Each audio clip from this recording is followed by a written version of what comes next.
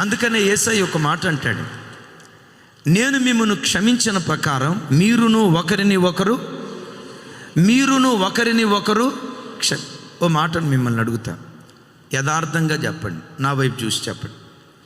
మనం దేవుని పట్ల ఎక్కువ తప్పు చేసామా? ఇతరులు మనకు ఎక్కువ తప్పు చేశారా? మనం దేవుని పట్ల ఎక్కువ ద్రోహం చేశామా? ఇతరులు మనకు ఎక్కువ ద్రోహం చేశారా?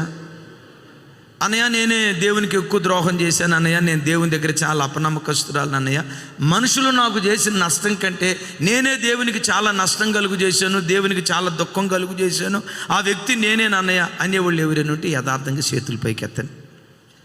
మీరు ఒక చెయ్యి ఎత్తారు, నేనైతే 4 చేతులు ఎత్తుతా, ఉన్నాయి 2 కానీ. ఇక్కడ ఎందుకు నిలవబడ్డాను? క్షమించబడ్డాను గనుక. మరి నేను క్షమించినట్లుగా నా పట్ల ఎవరైనా కీడు చేస్తే నేను వాడిని క్షమించకపోతే దేవుడు నన్ను క్షమించిన ఆ క్షమాపణకు అర్థమేముంది?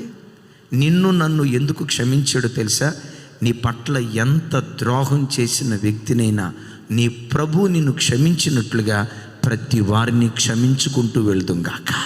చప్పలు కొడుతూ స్తోత్రాలు చెప్దాం. అయితే బాధాకరమైన సంగతి ఏంటంటే, అబ్షాలోము